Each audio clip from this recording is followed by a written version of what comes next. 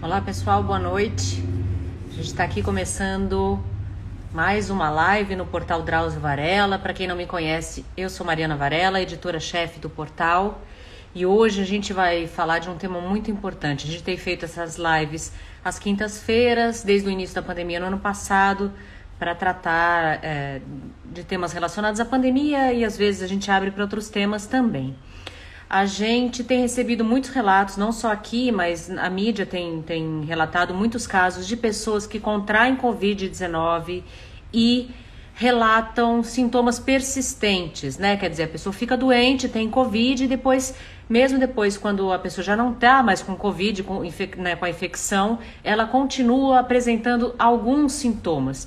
Esses sintomas variam, alguns apresentam tosse, outros mal-estar, cansaço extremo e até sequelas mais graves, né? Sequelas cardíacas, neurológicas, enfim. Há alguns grupos, inclusive no Facebook, no Brasil e no exterior, que reúne essas pessoas que estão trocando informações, trocando ideias, tentando entender, relatam muita aflição, porque os médicos também não conhecem direito ainda o que são, quanto tempo vai demorar para passar esses sintomas, essas sequelas, se são sequelas definitivas. Enfim, as pessoas estão muito aflitas com isso. Conforme aumenta o número de pessoas com Covid, também aumenta o número de pessoas com sequelas e a gente não sabe qual vai ser a repercussão disso também para os sistemas de saúde. Será que a gente vai ter, depois que tratar pessoas com sequelas, a gente tem condição? O que a gente já sabe sobre isso? Para conversar com a gente, eu vou trazer o Dr. Fred Fernandes, que é presidente da Sociedade Paulista de Pneumologia e Tisiologia. A gente vai falar um pouquinho sobre o que a ciência, o que a medicina já sabe sobre essas sequelas e, enfim, tentar trazer para vocês algumas explicações e algumas informações. Eu costumo deixar os comentários abertos, porque eu sei que as pessoas trazem aí vivências e dúvidas, enfim. Então eu vou deixar aqui aberto, né? Obviamente, se tiver algum problema, depois a gente acaba tendo que fechar, mas eu espero que não tenha. Fred, eu queria que você mandasse de novo a solicitação, porque eu acho que eu acabei perdendo aqui você. E é muito chato esse negócio aqui no Instagram, porque toda hora eu me atrapalho, porque muita gente manda coisa e é difícil achar o entrevistado. Eu peço um pouquinho de paciência. Mas é isso, já tenho aqui até alguns relatos de pessoas que estão dizendo que estão com perda de olfato, né, que não recuperaram o olfato, o paladar, mesmo depois de bastante tempo da Covid. E o que chama mais a atenção também é que esses casos não ocorrem apenas com pacientes, com pessoas que desenvolveram quadros graves. Há pessoas também que tiveram quadros leves de Covid, que trataram em casa, que né, não desenvolveram, não precisaram ser hospitalizadas, nem desenvolveram nenhum sintoma grave de Covid e mesmo assim tiveram alguns sintomas persistentes. Isso já vem sendo discutido aqui, né, no Brasil, no mundo todo, já há alguns estudos a respeito e eu estou tentando achar o Fred aqui. Oi, Fred, Oi, obrigada. Mariana. Tudo bem? Tudo bem? Obrigado pelo convite, obrigado aí pela Eu que chance de agradeço. conversar sobre esse tema tão importante. Obrigada, Fred. Olha, a gente tem recebido até agora aqui nos comentários já várias pessoas, né, descreveram, disseram que tem alguns sintomas, dor de cabeça, cansaço, outras pessoas estão aí há 30 dias se sentindo com fôlego curto, assim, falando de uma forma mais leiga. Enfim, queria que você falasse para a gente se isso acontece mesmo e a magnitude disso, né? Isso tem acontecido muito? Então, acontece demais, na verdade. Então, boa parte do meu trabalho atualmente é cuidar das consequências de médio e longo prazo da Covid. E como você mesmo mencionou, né, a gente não tinha ideia que isso ia acontecer. Até porque isso é bastante incomum em outras coronaviroses que costumam dar quadros gripais mais leves, né, e com isso autolimitados e, portanto, sem nenhuma consequência a longo prazo. E aí é uma doença nova e a gente vai aprendendo conforme essa doença vai evoluindo. O que eu costumo dizer é que é mais ou menos como trocar o pneu com o carro em movimento, né? Então você está cuidando dos quadros agudos, dos quadros graves. Nesse meio tempo começam a voltar pacientes que tiveram aí a infecção algumas semanas atrás com sintomas persistentes e o tanto de dúvida que isso gerou, né?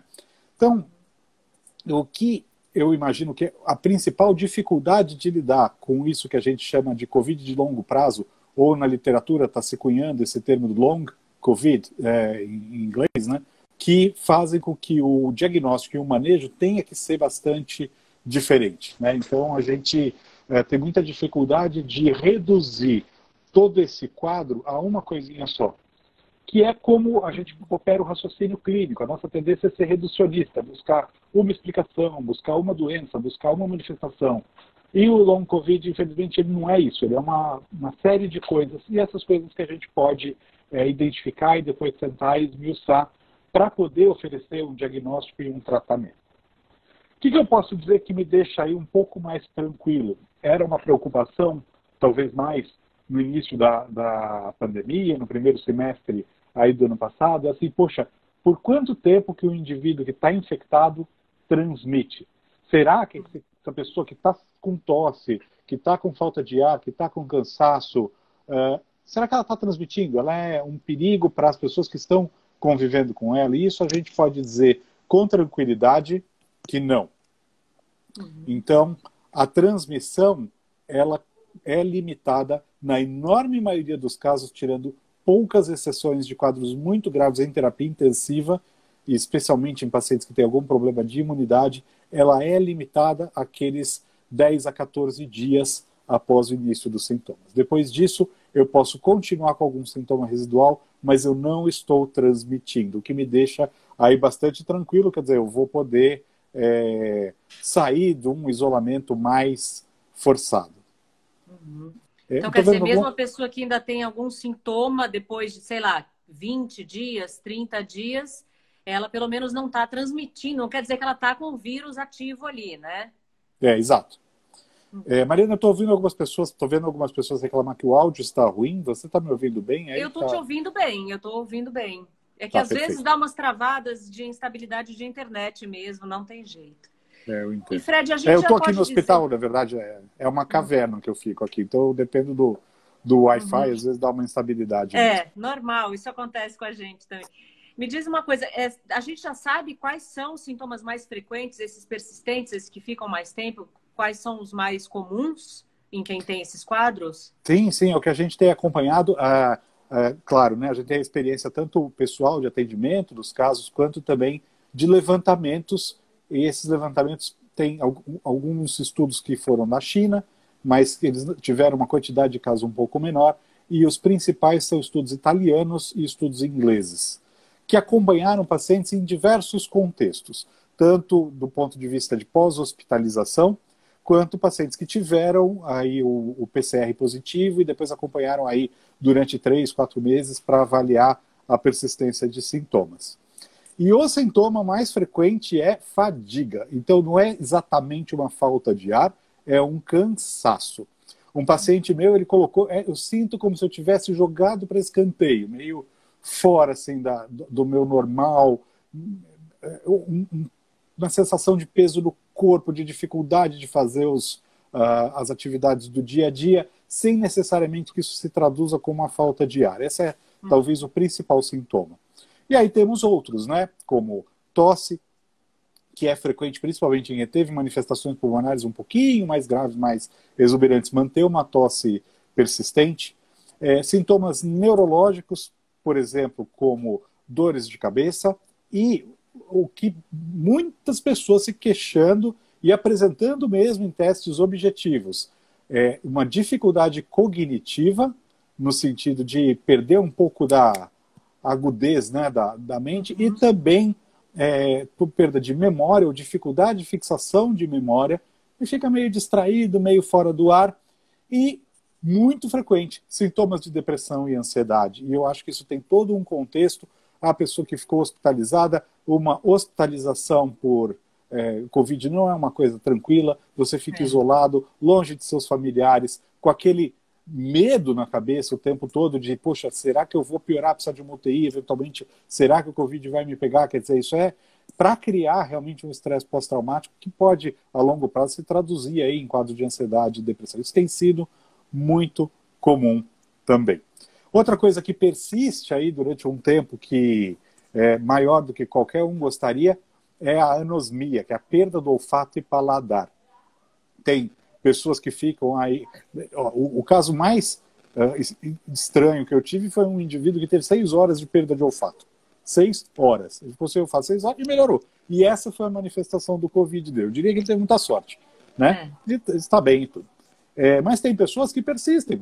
Eu estou há 2 semanas sem sentir cheiro, eu estou há 2 meses sem sentir cheiro, eu estou há 4 meses, 9 meses sem sentir cheiro. Imagina quanto que isso prejudica a qualidade de vida. Lembrando que olfato e paladar, né, nossa relação com o alimento, com a comida, com um pouco desse prazer que a gente tem na hora da refeição, e isso realmente é preocupante. E aí a gente até pensa o que fazer, né? Existem algumas pessoas tentando tipos de fisioterapia para treinamento do olfato. Não existe nenhuma evidência ou nenhum estudo mais fundamentado de que de fato isso melhore ou abrevie o caso. E tem algumas doenças que levam à perda da bainha do nervo, do neurônio lá, que leva a sensação de olfato para o cérebro. E nestas doenças, o uso de ômega 3 parece que tem sido positivo aí, no sentido de abreviar a recuperação. Então, saiu um artigo no JAMA, no meio do ano passado, mais ou menos, sugerindo em que um otorrino sugere o uso de ômega 3 para tanto a perda do olfato, quanto o que a gente chama da parosmia, que é aquela sensação de cheiro ruim. Algumas pessoas se queixam de um cheiro doce, outras se queixam de um cheiro de queimado após aí ter a perda do olfato pela Covid. Tem muita gente utilizando o ômega 3, eu mesmo utilizo pelo fato de ser um composto de baixíssimo perfil tóxico, então ele tem muito pouco efeito colateral, muito bem tolerado. E a sensação que a gente tem, isso não é nada científico, né? É uma questão mesmo de experiência clínica, estou aguardando sair os trabalhos científicos, é de que, de fato, a pessoa começa a tomar e tem uma recuperação um pouco mais rápida. Então, o que eu sugiro? Procurar um profissional, né? Procurar um otorrino, procurar um pneumologista, e aí a gente estabelecer um tratamento junto de um médico, né? Acho ruim as pessoas ficarem se automedicando, mas é só para dizer que a gente tem tentado algumas coisas ainda, infelizmente, sem evidência científica muito forte. Tem algumas pessoas citando aqui queda de cabelo, também eu estou vendo muita gente reclamar disso, e dores articulares também depois da Covid. A gente, além dessas coisas, a gente sabe se isso vai continuar, por quanto tempo vai continuar? A gente tem alguma previsão? Se vai voltar também, as pessoas ficam com medo, será que eu perdi o olfato para sempre, né? Acho que passa isso pela cabeça. Na maioria dos casos, Mari, melhora. Então, isso é uma coisa legal, quer dizer, a gente tem acompanhado muitos casos e, em geral, costuma ficar até por volta de 2 a 4 meses com alguns sintomas. Esses sintomas vão arrefecendo e melhoram.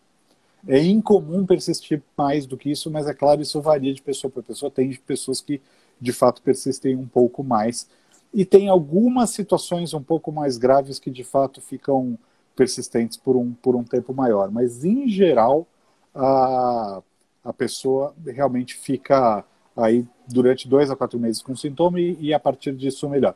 Na verdade, se você for fazer o segmento, é assim, em 2 semanas depois da Covid, 80% tem algum sintoma residual. Se a gente vai a 4 meses pós-Covid, mais ou menos, isso pegando uma população de pessoas que precisaram de atendimento médico, foram hospitalizadas, 20 a 40% tem algum sintoma residual. Se você pega 6... bastante, é muito, né? Como eu falei, não é um problema trivial. Se a gente pega o pessoal que teve um Covid leve, que ficou em casa, que não precisou de atendimento médico, hospitalar e se curou, veja, é bem menor do que isso. Mas mesmo assim é relevante, porque são 10%. Né? Então é bastante gente entendendo que é uma doença que está aí tendo uma distribuição quase que universal. né? Quer dizer, entre as pessoas que não precisaram de atendimento médico hospitalar, 10% podem desenvolver algum tipo de sintoma mais persistente, é isso?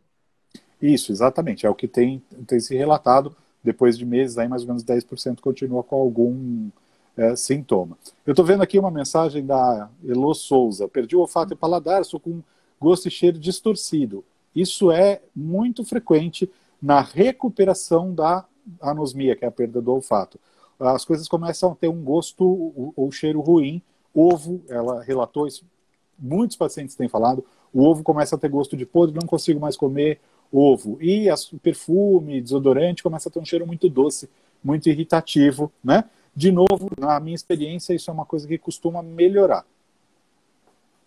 Leva um tempo, mas realmente isso vem aí a uma melhora. E como eu disse, alguns colegas, eu e alguns colegas estamos utilizando aí um tratamento com ômega 3. Vamos ver. E tem uma coisa, Fred, você sabe se tem, por exemplo, casos mais graves, de sequelas mais graves, que vão precisar de tratamentos mais prolongados, de intervenções médicas mais importantes? Então, sim, sem dúvida. Vamos lá.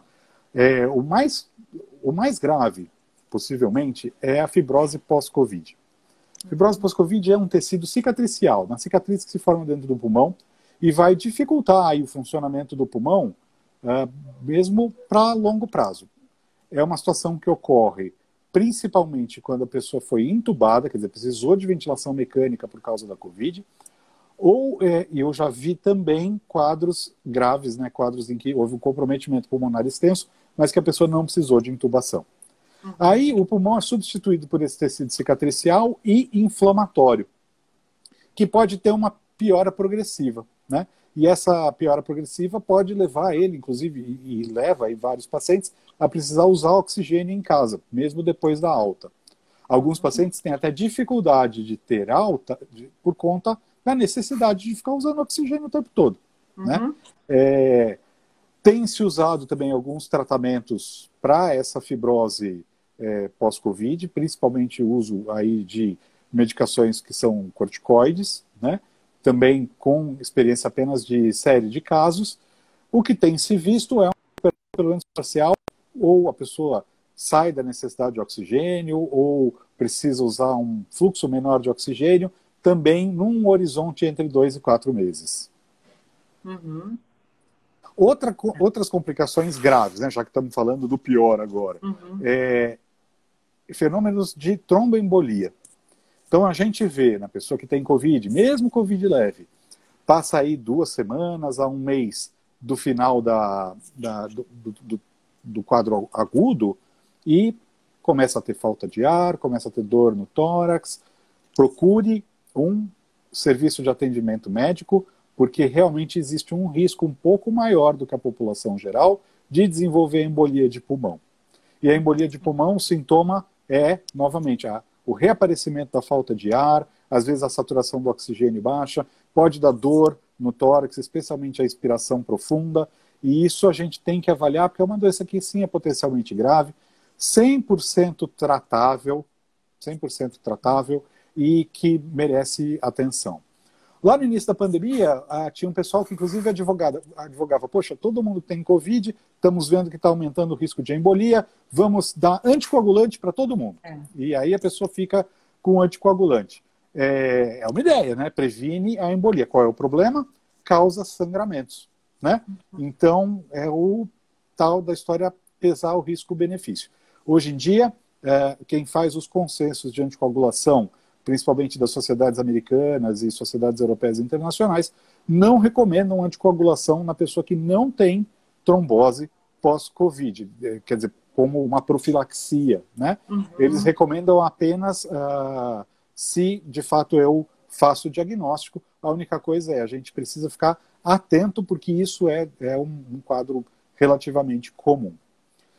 E aí, uma outra dúvida que sempre aparece. Poxa, eu fazia atividade física, peguei Covid. Tenho que ficar tentando treinar aí durante a doença para manter o meu condicionamento? Aí, de fato, não, né? O que se recomenda é, se eu estou com Covid, eu não devo fazer atividade física durante a doença aguda. Ao retornar à atividade física, se pede para esperar 15 dias após aí o término da doença aguda, mais ou menos aí 3 a 4 semanas depois do início da doença, aí retornar à prática de atividade física sempre um pouquinho menos, de forma menos intensa do que fazia antes. Aí eu comecei novamente a minha atividade física. Estou lá, estou tentando correr na rua, ou eventualmente faço alguma coisa em casa, mas eu estou sentindo muito mais cansaço do que era o esperado. Aí sim, procure um pneumologista, procure um cardiologista para avaliar se de fato não ficou alguma complicação um pouquinho mais séria, como a fibrose que eu coloquei, ou, por exemplo, a miocardite. E a miocardite é um negócio chatinho de diagnosticar, que pode diminuir a capacidade de exercício da pessoa que teve Covid, é uma inflamação do músculo cardíaco. Lembrando que o músculo cardíaco ele tem o mesmo receptor que as células do pulmão e das vias aéreas têm, em que o vírus gruda. Uma pessoa que tem azar, o vírus pode grudar no músculo cardíaco, inflamar esse músculo, o vírus vai embora, mas a inflamação continua, isso chama-se miocardite, pode diminuir a capacidade de exercício do indivíduo. Então, é legal, eu estou sentindo que realmente não está rendendo tanto quanto eu deveria, vamos fazer uma avaliação cardiovascular aí para a gente ter certeza de que não tem nada nesse sentido. E isso pode acontecer, inclusive, com pacientes jovens que não tenham comorbidades, que estejam bem de saúde, né? Os casos de miocardite que eu vi foram em pacientes jovens, na verdade, porque gente que gosta de fazer exercício e que tem essa complicação. É interessante isso, né? Como a gente vai aprendendo ao longo da história, né? Então, por exemplo, quando teve a pandemia do H1N1, uma coisa que aconteceu muito foi piora de asma ou quadros parecidos com asma, que era uma inflamação no bronquíolo, e a gente chama isso de bronquiolite, em pessoas que tiveram H1N1. E era muita falta de ar. E a gente estava esperando isso, falando, agora vai vir uma pandemia de virose respiratória, vai aparecer um monte de bronquiolite, um monte de asma pior. E o que a gente tem visto na prática? Não apareceu. Quadros de piora da asma, na verdade, o que acontece é o asmático tem, e ele fica com essa fadiga, e isso é atribuído à asma. Mas quando a gente vai ver a função pulmonar, a asma não é a asma que está exacerbada. O que será que está levando a essa fadiga, né? O que a gente está vendo é justamente, não parece ser uma doença no bronquíolo, no brônquio, né? Ou se isso acontece, é algo realmente muito raro. O que tem sido visto algumas doenças musculares, né? Então, uma fadiga por fraqueza muscular, que pode ser desde descondicionamento até uma inflamação, que é uma inflamação sistêmica no corpo todo, levando aí a um prejuízo da célula da musculatura das pernas, do braço, isso leva à fadiga, né? Então isso é um caso. A miocardite, que também é raro, mas pode eventualmente aparecer. E o que mais preocupa a gente, alguma trombose, especialmente a embolia de pulmão, que vai levar a cansaço, falta de ar, hipoxemia, e a pessoa muitas vezes se traduz com esse sintoma, uma dificuldade de esforço, e são para esses lados que a gente está vendo. Como eu disse no começo, né? O que chama a atenção é que não é uma coisa só. É um monte de situações clínicas que estão aí contribuindo para um sintoma de longa duração depois. E quanto mais aumenta, quanto maior o número de pessoas com Covid, mais vai aparecendo mais gente com esses problemas, né? De sequelas, de sintomas mais persistentes, né? Você acha que ainda tem muita coisa que a gente não sabe sobre isso? Quer dizer, pessoas com algum sintoma que elas não identifiquem imediatamente com a Covid, mas que possa estar relacionado. Como a pessoa que teve Covid tem algum sintoma que ela acha estranho, deve reagir?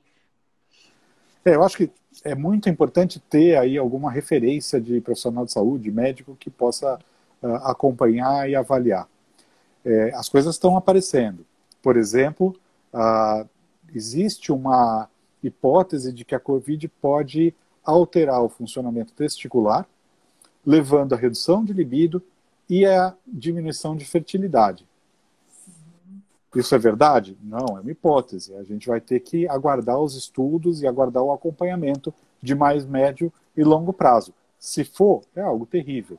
Mas, de fato, é algo que foi em algumas séries de casos têm sido relatadas, e isso é algo que preocupa. Assim como as questões cognitivas estão aparecendo cada vez de forma mais clara, né? E o quanto que isso é difícil falar isso, né? Porque tudo é orgânico e tudo é psicológico, as coisas andam juntas, né? Mas o A gente é quanto uma que é coisa mais só. orgânico, o quanto que é mais emocional, isso de fato ainda não se tem ideia. Estão fazendo alguns estudos, inclusive com captação de glicose pelo tecido no cérebro e observando que existe um padrão diferente de captação no indivíduo que teve um Covid grave e teve alta. Talvez consequência neurológica mesmo da Covid. De novo, isso são especulações e a gente vai avaliar isso a longo prazo. O que eu estou vendo nos comentários é anosmia, né? Isso tá, a perda do olfato está dominando, né? E assim, especialmente para quem tem uma perda de olfato aí por um período mais prolongado, imagina que loucura, né? A pessoa não sente cheiro de gás, por exemplo, né? Pois é Não sente perigoso cheiro até, de né? queimado. É super perigoso. Eu vi um artigo de recomendação, eu não estou lembrando agora se foi da agência britânica ou do CDC, que estava recomendando para as pessoas com anosmia mais prolongada colocar detector de gás e fumaça dentro de casa para, eventualmente, né, se tem um acidente, se tem alguma coisa, poder sentir, né, ou ser alertado em relação a isso. Isso é bem complicado mesmo. Como eu falei, né, ainda não tem nenhum tratamento que seja validado por estudos científicos. No JAMA saiu um artigo alguns meses atrás sugerindo que o ômega 3 pode ter aí algum efeito. A gente tem usado para ganhar experiência clínica, né? Então, acho que isso vale reforçar aqui, porque eu estou vendo muita gente perguntar. Ninguém deve se medicar, mas perguntar para um otorrino, perguntar para o pneumologista e aí daí à frente seguir um tratamento. Eu estou vendo aqui também muita gente com fadiga, né, Fred, dizendo que tem fadiga extrema, muita gente dizendo que sente muito cansaço, algumas pessoas até falaram que estão há meses assim, né? Isso tem sido comum também? Bastante comum e para isso, o que a gente tem feito? Muitos serviços acadêmicos e hospitais, especialmente hospitais universitários e grandes hospitais do SUS, já estão atuando com reabilitação para pacientes de pós-Covid. Seja aquele paciente que estava na UTI e saindo da UTI ficou com aquela síndrome pós-terapia intensiva, porque na terapia intensiva usa-se sedativos, bloqueadores musculares, e isso pode levar a uma fadiga, uma perda de massa muscular extrema, que é só a fisioterapia realmente com reabilitação que pode ajudar. E essa fadiga nós temos orientado fazer aí centros, fazer aí reabilitação. Aí, tem a Isabela que acabou de comentar exatamente isso que eu comentei. Várias instituições públicas já estão nos seus centros de reabilitação contingenciando aí uma parte do atendimento para pós-Covid. Isso é fundamental, porque, na verdade, a pessoa só ganha, de novo, funcionalidade e só volta aí a ter um dia a dia com capacidade física se tiver aí uma reabilitação, um treinamento físico que faça ela ter essa recuperação. E é até importante também para os próprios médicos irem conhecendo, né? Aprendendo, porque a ciência também está aprendendo agora, né? Essa doença é uma doença nova. Fred, tem alguma associação com a gravidade da doença? Quer dizer, a gente já disse que pessoas com quadros mais graves têm mais risco de ter sequelas, mas pessoas também com quadros leves também podem ter. E aí tem gente perguntando aí de assintomático. Assintomático pode vir a ter alguma coisa depois, na hora da infecção não ter sintoma e desenvolver alguma sequela depois? É muito raro. Então, quanto menos sintoma o indivíduo tem na fase aguda, menor a chance de desenvolver alguma sequela. Né? Isso a gente vê. Tem um artigo britânico que saiu agora que fala que se eu tive falta de ar, se eu tive um excesso de tosse, se eu tive febre alta, muita mialgia, que é aquela dor no corpo, eu tenho uma chance maior de ter o sintoma prolongado. O indivíduo que tem um quadro muito leve ou um quadro aí assintomático, dificilmente vai ter um sintoma de longo prazo. Que é melhor, né? Felizmente. Claro. E, de novo, felizmente, é a maioria dos casos, né? A maioria dos casos sim, assim, mais leve, né? Quem ficou em UTI tem uma chance muito grande de ter uma recuperação mais arrastada, uma dificuldade maior aí de voltar à sua capacidade prévia. Inclusive, tem um artigo, eu nem sei se eu devo falar essas coisas para as pessoas não ficarem com a pulga atrás do orelha, mas tem um artigo que saiu recentemente, agora em 2021, falando do risco da pessoa que foi hospitalizada, ficou em terapia intensiva e teve alta de Covid, comparando com pessoas que não tiveram Covid, de rehospitalização e de óbito em 6 meses. E é uma coisa louca, né? Então a pessoa teve o Covid, se recuperou, foi de alta. Só que ela sai de alta, muitas vezes, ou com consequências da terapia intensiva, eventualmente nessa alta ela tem um evento tromboembólico mais para frente, ela pode ter esses sintomas mais persistentes da própria Covid e tem uma chance de reinternação 7 vezes maior do que uma pessoa que não teve de se internar.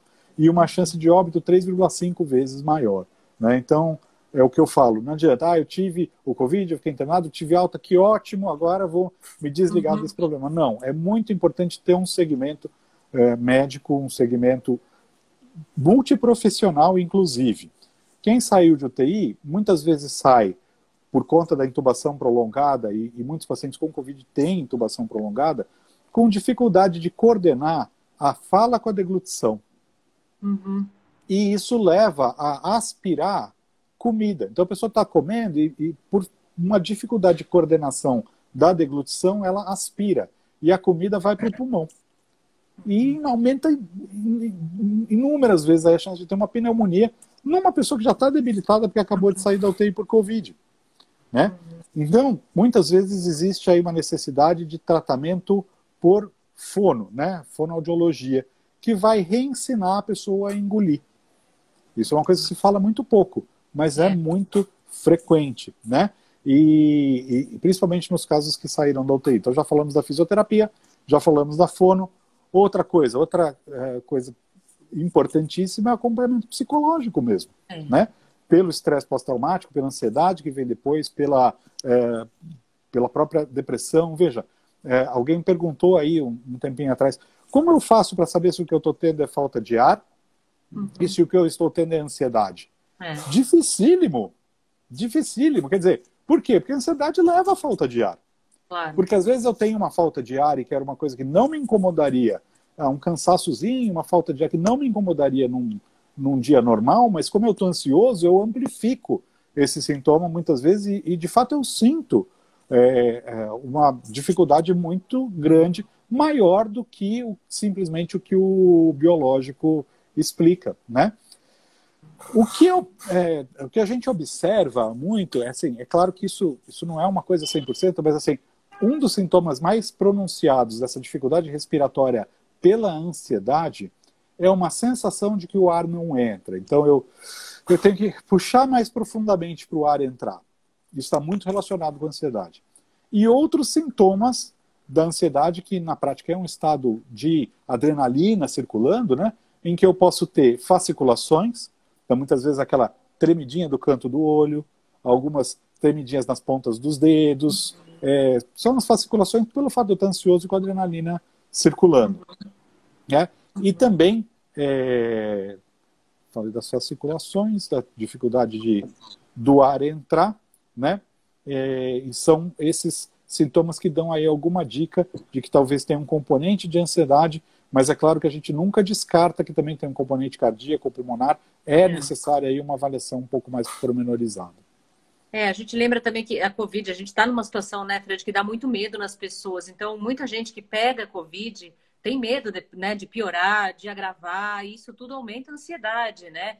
Quando a pessoa já está doente e está se sentindo mal e ainda tem esse medo de desenvolver um quadro mais grave. Muita gente tem relatado aí crise de ansiedade durante a Covid, né? Não dá nem para dizer que foi por causa da Covid, por causa do vírus, mas é por causa de toda essa situação também que a gente está Exato. vivendo aí de estresse, de saber que essa é uma doença grave. Fred, isso tem acontecido, essas sequelas são mais raras nas crianças, né? Crianças geralmente não têm, desenvolve quadros mais leves de Covid, não tem tido muito relato de sequela em criança, certo? Certo, aqui, a Melanie Avelar está falando uma coisa, sem dúvida, né? A falta de ar pela ansiedade baixa a saturação? Não, habitualmente não baixa a saturação. É o que eu estava buscando aqui, que eu tenho, realmente a gente tem que mencionar isso. Bom, quadro em crianças, habitualmente é quadro mais leve, sem dúvida. A criança, ela aparentemente pega menos, transmite menos e tem quadros aí mais leves, e isso, de acordo com a idade, é muito pronunciado. Então, qual é a criança que tem o quadro mais leve? Aquela criança entre 1 e 5 anos. Esses têm, de fato, quadros geralmente muito leves, baixo risco também de transmissão. O neonato não é bem assim, né? Então, o neonato, vamos dizer, o neném mais novinho, antes de um ano, né? Desde que nasceu até um ano, ele já tem um risco um pouco maior do que as crianças depois de 1 a 5 anos, mas mesmo assim, muito menor o risco do que adultos e do que, sem dúvida, assim, outra magnitude de risco em relação a idosos, né? Então, mesmo o bebezinho, mas o que não é tão tranquilo como uma criança em idade pré-escolar, o risco é menor do que o adulto e do que o idoso. Conforme vai crescendo, né, o pré-adolescente, adolescente e adulto jovem, tem, de novo, risco menor do que idosos, o risco vai aumentando com a idade, mas aí a gente já começa a ver alguns quadros mais chatinhos, algumas necessidades de internação e aí alguns quadros também um pouco mais prolongados, né? A exceção disso é uma síndrome inflamatória sistêmica que acontece em algumas crianças, né?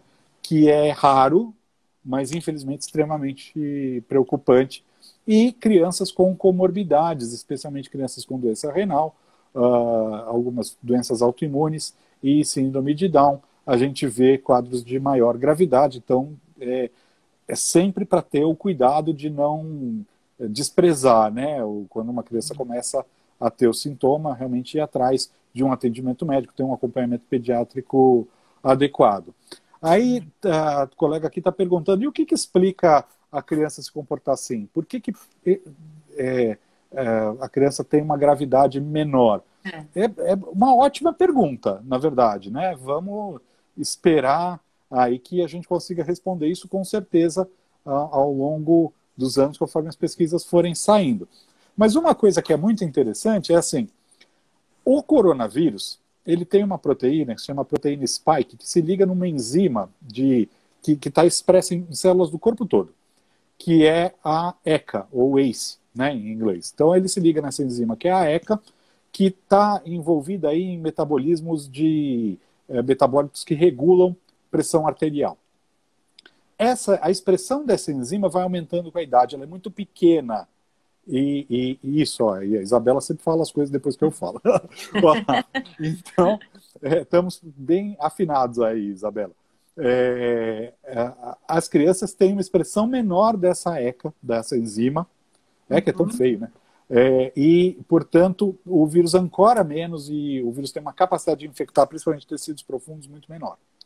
E no idoso, não, ele tem muita expressão. Quem mais tem expressão aumentada dessa enzima? Indivíduos com doença cardiovascular, doença renal, obesidade, ou seja, todas aí essas complicações. É o que eu falei, é um raciocínio mais simplista. Deve ter outra coisa, né? Deve ter outras coisas, mas essa é uma das que a gente imagina que possa estar envolvida, né? Nisso, agora, Fred, tem uma preocupação agora com as novas variantes que têm surgido no mundo, né? Que a gente ainda não sabe muito bem, a gente parece que são mais contagiosas, mas ainda há alguma divergência quanto à virulência, quer dizer, se pode causar quadros mais graves ou não. Você acha que isso pode aumentar? O que você acha do que você já sabe até agora, né? Sobre essas variantes, a associação disso com quadros mais graves e com sequelas de Covid? Perfeito. Muito difícil de falar de sequelas, as variantes ainda estão muito novas, né? Então é complicado a gente saber, médio e longo prazo, como é que isso vai se comportar, se vai ser diferente ou igual. Na verdade, o que tem aparecido são dois tipos de variante que funcionam um pouco diferente. Eu vou tentar explicar aí sem ser muito técnico. Uma por mutações na proteína que ancora o vírus, ela consegue ancorar melhor, né? Tem uma afinidade maior pelo receptor, que leva a ter uma capacidade de infectar com menos partículas virais. Então, se eu precisava, vamos dar um exemplo, de 1.000 partículas virais para estar infectado, com essa variante eu preciso de 500 ou 200, dependendo aí do nível da mutação, e com isso vai ficar mais difícil eu me proteger. Eu preciso de máscaras melhores, eu preciso de mais distanciamento, mais isolamento para ter o mesmo efeito, sendo que essas medidas sempre funcionam para todas as variantes, né? E, claro, né, se eu tenho um ciclo viral também maior, eu posso transmitir mais porque eu elimino mais partículas virais. Isso é por um lado. E a variante que está mais expressando isso é aquela B117, que começou no Reino Unido e está se espalhando, e a gente vê onde ela chega, ela começa a se transformar em dominante por ter aí uma capacidade de transmitir e infectar maior. Outra as variantes que têm uma capacidade de fugir de imunidade natural. Essas variantes ainda está se testando o quanto que elas têm a capacidade de fugir da imunidade vacinal. Aparentemente, por enquanto, ainda não tem. Então, a vacina ainda protege contra estas variantes. Vamos ver, né? Mas é uma coisa para se pesquisar. Onde essas variantes que fogem da imunidade natural começam a se tornar mais prevalentes, né? Ou se tornar aí as principais variantes? Em localidades que tiveram muito Covid na primeira onda. Em Manaus, você teve muito, né? Chegou a se estimar aí metade da população tendo contato com o vírus. Na hora que aparece uma variante que burla a imunidade natural, começa a reinfectar um monte. E tem uma população enorme de pessoas que têm imunidade e estão suscetíveis a essa nova cepa que pega a doença. Então, essa variante, ela fica abundante em locais que tiveram uma primeira onda muito intensa. Só que ela não tem a mesma capacidade, porque em locais que tiveram uma primeira onda mais controlada, que estão aí entre 10 a 15% da população, a gente não vê isso com essa variante ser aí tão preocupante, né? Então, essa é a variante de Manaus.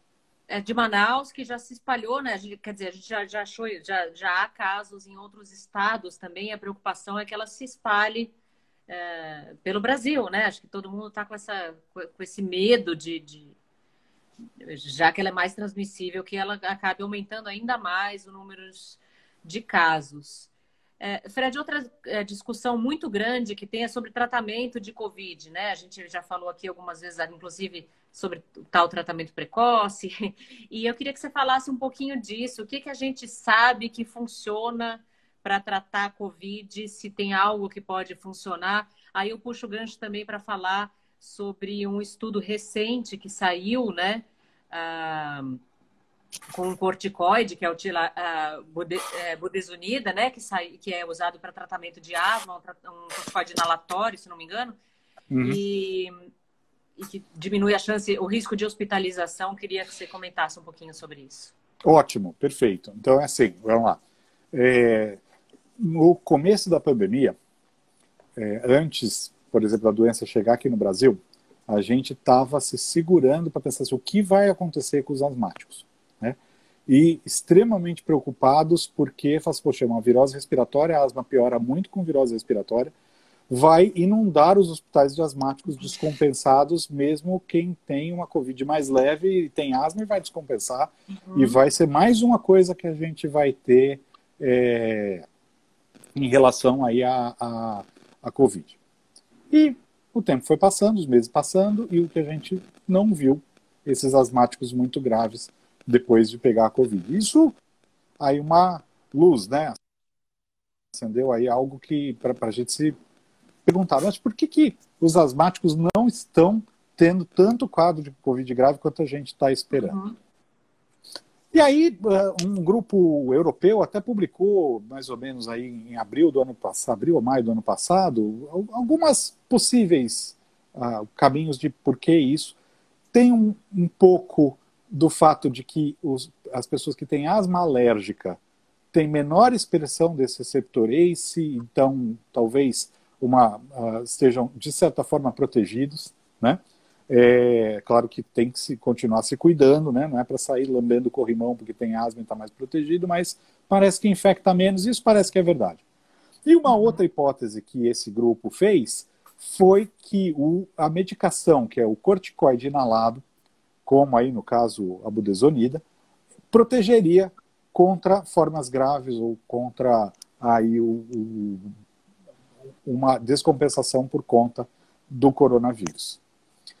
Aí um grupo de cientistas que tem muito renome dentro da medicina respiratória, a autora sênior, a Mona Bafadel, que é assim, uma grande pesquisadora, a gente tem Peter Barnes, que é talvez o maior fisiologista pulmonar em atividade, e um grupo enorme, né, publicou esse artigo ainda está em pré-print, então ele não foi ainda publicado em periódico, não foi ainda revisado por pares, e a gente sempre tem aquele pé atrás com o pré-print, mas eu cheguei a ler e realmente é muito consistente. Que foi o seguinte, a pessoa faz o diagnóstico da Covid, tem um sintoma, faz o diagnóstico da Covid, e eles aleatorizaram, deram ali um placebo para uma pessoa, para um grupo, e deram corticoide inalatório, que é a budesonida, para outro grupo. E houve uma redução em internações de 10 vezes. Então era um grupo de aí, pouco mais de 100 pessoas, quer dizer, no grupo que teve o tratamento usual, 10 pessoas foram internadas, tiveram que ser hospitalizadas pelo Covid. No grupo que utilizou o corticoide inalado, apenas uma pessoa precisou ser hospitalizada. Grupo pequeno, ainda né, um pouco restrito, ainda em pré-print, então eu não acho que é para sair de novo, jamais se automedicando em relação a isso, mas de fato é algo que, para mim, muito promissor no uso para pacientes que aí têm quadros leves, para evitar um quadro mais grave. Por que eu acho que é muito promissor? Porque é uma medicação que tem baixíssimo efeito colateral, principalmente quando é usado em curto período de tempo, como é o que está proposto, né? Baixíssimo perfil de efeito colateral, né? E teve um potencial muito grande de reduzir complicações. Então, de fato, isso parece ser mais aí uma luz no fim do túnel aí de algo que possa ser usado para prevenção da piora do quadro grave. Outra coisa que leva a gente a pensar que isso funciona é o corticoide, quando utilizado em pacientes graves, e aí eu estou falando do corticoide oral, não inalatório, né? Quando utilizado em pacientes mais graves, aqueles pacientes que estão em UTI, precisando de oxigenação ou intubação orotraqueal, né? Ele reduz aí a chance desse indivíduo morrer.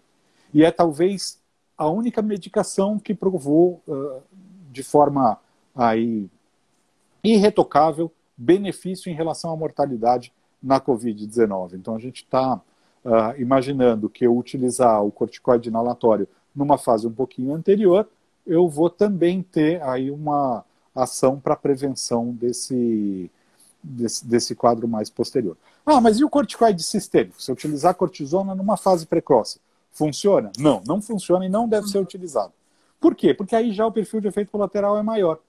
E como a corticoide, numa fase mais precoce, ele tem uma ação muito imunossupressora, o corticoide oral, né, ele tem uma ação muito imunossupressora, o que parece que acontece é que a gente perde demais a capacidade de brigar contra o vírus.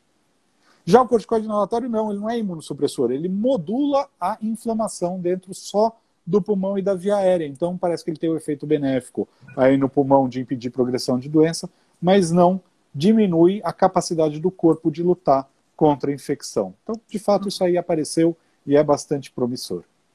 Então, quer dizer que tomar corticoide sem orientação antes, numa fase anterior, pode até causar um quadro mais grave de Covid, então? Sim, tomar corticoide numa fase que eu não estou grave, corticoide oral, o sistêmico, certamente faz mais mal do que bem. Isso já está bem comprovado aí nos estudos de Covid. Né? Não, a gente fala isso porque tem, né, muita gente indicando aí de forma errada tomar corticoide. Às vezes não tem nem o diagnóstico de Covid e já sai com uma receita de corticoide aí. Tem gente perguntando da azitromicina, Fred. Acho que é sempre bom. Eu sei que a gente não está falando de tratamento aqui, mas eu gosto sempre de explicar porque as pessoas têm muita dúvida quanto ao tratamento. Então... Claro, claro. Então, veja, a azitromicina é um antibiótico, ela tem algum efeito imunomodulador também. E por conta desse efeito imunomodulador foi extensamente investigada no uso da Covid, tanto hospitalar quanto no uso de Covid leve, né? E o que se observou não tem efeito para diminuir mortalidade, não tem efeito para diminuir progressão para caso grave. A azitromicina não deve ser nunca utilizada em infecções por Covid? Não, em alguns casos. O que acontece é uma co-infecção do Covid com bactéria. Todo mundo que tem uma virose respiratória tem uma chance aumentada de, junto com essa virose respiratória, desenvolver uma pneumonia bacteriana. E isso acontece, depende da série que você vai ler, entre 10% e 30% das vezes. De novo, dependendo da gravidade. Nos casos em que existe uma suspeita ou se confirma a infecção bacteriana concomitante, ela pode ser utilizada. Mas aí ela está sendo utilizada como antibiótico para matar a bactéria. Para a Covid em si, não tem aí utilidade.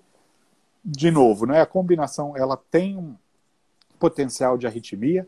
A combinação de azitromicina com uma que se utilizava muito, que era cloroquina, agora está meio saindo de moda a cloroquina, graças a Deus, né, porque não funciona, ela dava muita arritmia. Então, no começo da pandemia, isso a gente vê da prática, né? No começo da pandemia, o que tinha de ter que cardioverter, que é dar aquele choque no peito, né, por arritmia, de pacientes em UTI, porque estava usando azitromicina, cloroquina, toda medicação que aumenta aí a chance de ter uma arritmia, estava taquicárdico por causa da febre. Hoje em dia, que esses remédios estão sendo menos utilizados, felizmente, a gente está tendo mais consciência, né, na prescrição, estão sendo menos utilizados. Acho que cada vez é bom a gente explicar, né? Que aí falam sempre da ivermectina. A ivermectina aparece em 100% das nossas lives. Mas as pessoas perguntam e todos os médicos que eu entrevistei aqui não recomendam o uso da ivermectina para tratar a Covid. É isso mesmo, né, Fred? Não tem. Não, inclusive, saiu um posicionamento da Merck, né? Que é quem, sei lá, o laboratório responsável aí pela ivermectina. Claro que a patente quebrou, tem outros laboratórios que produzem, mas a Merck foi o principal. Que realmente não existe evidência de que ivermectina protege. O que a gente tem muito estudo de baixa qualidade que mostra sinais de positivos, né, para o uso da ivermectina, e isso é uma coisa que mais confunde do que ajuda. Um estudo de baixa qualidade, o que é um estudo de baixa qualidade? Por exemplo, eu comparei dois grupos, um que usou ivermectina e um que não usou. O que usou ivermectina foi muito melhor. Tem estudo assim. O que usou ivermectina foi muito melhor. Tá bom, vamos ver esse estudo. O grupo que usou ivermectina, a média de idade era 40 anos. O grupo que não usou, a média de idade era 65. Aí não é ivermectina, aí é a idade.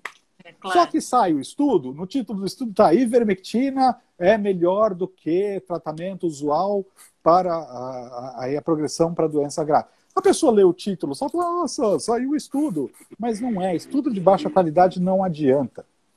Eu posso ter 1000 estudos de baixa qualidade apontando um benefício. E se eu tiver um bem feito, desde o começo, estruturado, randomizado, aleatorizado, duplo cego, controlado, e esse estudo mostrar que não tem efeito, eu acredito muito mais nesse do que nos 1000 de baixa qualidade. Porque tem muito grupo, infelizmente, que torce demais para o remédio. E eu torço para o remédio. Mas se eu vejo nos estudos que realmente o remédio não tem efeito, eu não vou usar. Eu gostaria muito da gente ter. Estou muito esperançoso com essa questão da budesonida. Acho, inclusive, aqui foi falado da colchicina. A colchicina pode ser, de fato, algo que venha a ajudar. O problema é que esse estudo que saiu, assim, o tanto de efeito que ela tem, parece que não é de virar o jogo. É algo que pode ser um adjuvante, mas não parece que é de virar o jogo. Mas a gente torce para aparecer alguma coisa. Mas não adianta eu ter uma fé cega, eu tenho que seguir o que de fato os passos da ciência mandam. Por quê? Porque remédio que não faz bem, faz mal. Exatamente, Sempre. isso que eu ia dizer, acho que muita gente diz, se não faz bem, mal não faz. Não é assim, né? Se Não você é está assim. tomando remédio, todo É, remédio pode fazer mal, né? Dependendo de como for tomado, da dosagem, tudo, da indicação. E às vezes a e da pessoa sai com um interação, né? coquetel de medicação, Exato, interação, sai com um coquetel de remédios ali que além de não ter eficácia, podem causar efeitos graves, né? exato. Bom, Fred, eu queria te agradecer. Infelizmente, a gente está chegando ao fim. Já? Muitas, Possível, passou 1 hora já? uma hora. Que é Essa isso? live, as pessoas estão pedindo, deixa essa live salva. Essa live vai ficar salva no IGTV. Depois ela vai para o nosso site na semana que vem. Então, quem não pôde ver todo ou quer mandar para alguém, vai poder fazer isso. E já fica aqui o convite para voltar mais vezes, porque, pelo visto, essa pandemia ainda não vai, infelizmente, ainda vai um tempo, né, Fred? Acho que a gente vai ficar. Eu sou mais otimista, acho que a maioria das pessoas. Eu acho que, assim, se a gente conseguir imunizar, eu acho que a gente tem que correr com a vacina, mas se conseguir imunizar pelo menos a população de mais de 60 anos, já vai tirar muito do estresse que a gente tem sobre o sistema de saúde, Sem principalmente, dúvida. reduzindo aí internações e mortalidade. Eu espero que aí até no segundo semestre a gente consiga ter uma vida mais próximo do normal, mas tem coisas que vieram para ficar, né? O uso de máscara se eu tenho sintoma respiratório ou se eu tive contato com alguém doente é fundamental. E a higiene das mãos com sabão, água e sabão, álcool gel, isso é uma coisa que vai prevenir muitas doenças e não apenas a Covid. Obrigado de novo pelo convite, Mariana. Eu estou super à Obrigada a sua você. disposição. Obrigada, Fred. Até a próxima. Quinta-feira a gente está aí de volta com mais uma live. Obrigada a todo mundo que assistiu. Até mais.